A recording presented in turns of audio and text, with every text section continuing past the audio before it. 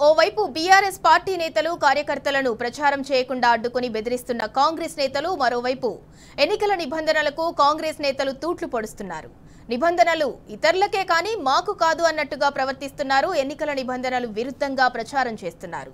ఎర్రగడ్డ నూర్ మసీదులో శుక్రవారం ప్రార్థన అనంతరం ప్రభుత్వ విప్ ఆది శ్రీనివాస్, షబీర్ అలీ కరపత్రాలు పంచుతూ కాంగ్రెస్ కి ఓటేయాలని కోరారు.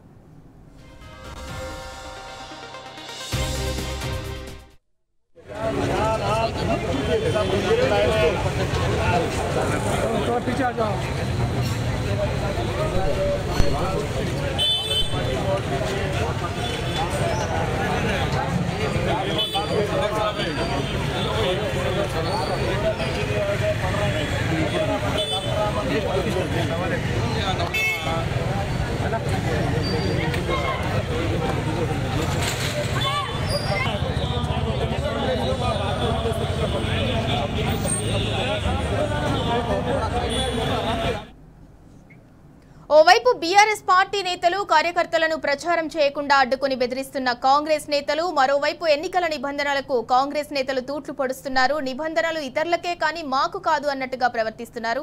ఇక ఇదే అంశానికి సంబంధించి మరింత సమాచారం మా ప్రతినిధి రంజిత్ అందిస్తారు. రంజిత్, ఎర్రగడ్డ నూర్ మసీదులో శుక్రవారం ప్రార్థన అనంతరం ప్రభుత్వ విప్ ఆది శ్రీనివాస్, షబీర్ అలీ కరపత్రాలు పంచుతూ కాంగ్రెస్ కి ఓటేయాలని ప్రచారం చేస్తున్నారు. దీన్ని ఎలా చూడాలి?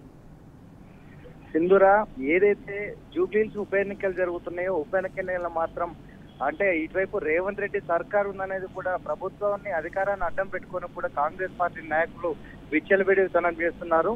ఇప్పటికే చూసుకున్నట్లయితే వెంకటరావు నగర్ లో కావచ్చు, మోరబండ డివిజన్ లో కావచ్చు, పోతే ఇతర ప్రాంతాల్లో కూడా బీఆర్ఎస్ సంబంధించిన కార్యకర్తలు ప్రచారానికి వెళ్తుంటే వాళ్ళ యొక్క కండువాలు లాక్కోవడం, వాళ్ళ దగ్గర ఉన్నటువంటి కరపత్రాలను తీసుకొని కూడా అంటే ఆ ప్రాంతంలో మీరు ఎందుకున్నారు, మీరు వెళ్లిపోమ్మని కూడా బెదిరింపులకు పాల్పడితే వాళ్ళపైన చర్య తీసుకున్నట్టు ఈసీ కావచ్చు, పోలీసు వ్యవస్థ కూడా ఎలాంటి అంటే పిటిషన్లు ఇచ్చినప్పటికీ అంటే ఫిర్యాదులు చేసినప్పటికీ కూడా వాళ్ళని పట్టించుకున్నటువంటి రేవంత్ రెడ్డి సర్కార్ కావచ్చు, ఈసీ అనేది ఇప్పుడు ఏదైతే అంటే కులాల ప్రార్థనా మందిరాలు కావచ్చు, మసీదులు కావచ్చు, చర్చిలు కావచ్చు, ఇలాంటి ప్రాంతాల్లో ఎక్కడ కూడా ఏంటంటే పార్టీలకు సంబంధించిన కార్యక్రమాలకు అలాంటివి జరిగినట్లయితే ఎన్నికల కోడ్ ఉల్లంఘన అనేది నిబంధన ఉంది. ఆ నిబంధనని ఉల్లంఘించుకుంటూ కూడా కాంగ్రెస్ పార్టీకి సంబంధించినటువంటి ఒక ప్రభుత్వం ఎదుర్కొన్నటువంటి ఆది శ్రీనివాస్, దానితో పాటుగా షబీర్ అలీ కూడా నేరుగా ఎర్రగడ్డ డివిజన్ లోని గోకుల్ థియేటర్ పక్కన ఉన్నటువంటి నూర్ మసీద్ వద్దకి వెళ్లి వాళ్ళకు కరపత్రాలు పెంచుతూ కూడా వాళ్ళు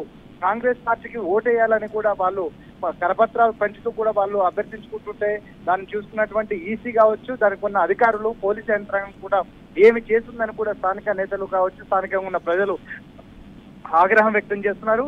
ఇప్పటికే చూసుకున్నట్లయితే దాదాపు ప్రచారంలో దూసుకుపోతున్నటువంటి బీఆర్ఎస్ పార్టీ అనేది ఎక్కడ చూసినా గులాబీమయం.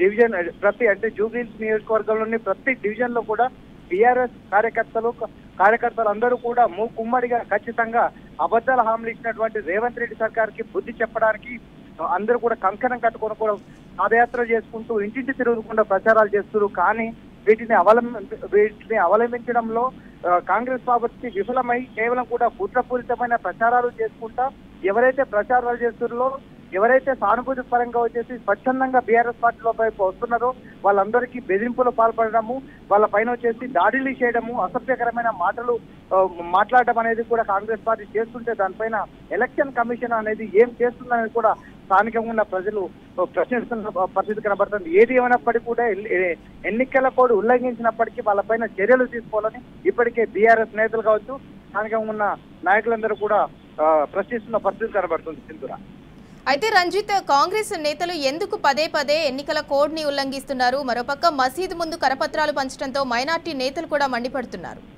ఇప్పటికే చూసుకున్నట్లయితే కాంగ్రెస్ పార్టీ ప్రభుత్వం అనేది ఏర్పడ్డ తర్వాత అమలు కాని హామీలు ఇచ్చి అబద్ధపు మాటలతోని ప్రజల్ని మోసం చేయడంతో ప్రజలందరూ కూడా కాంగ్రెస్ పార్టీని తిరస్కరించడం అనేది అర్థమైపోయింది. ఇప్పటికే అన్ని సర్వేలలో కావచ్చు, స్థానికంగా ఉన్న ప్రజలందరూ కూడా బీఆర్ఎస్ పార్టీ వైపు చూస్తున్నారు.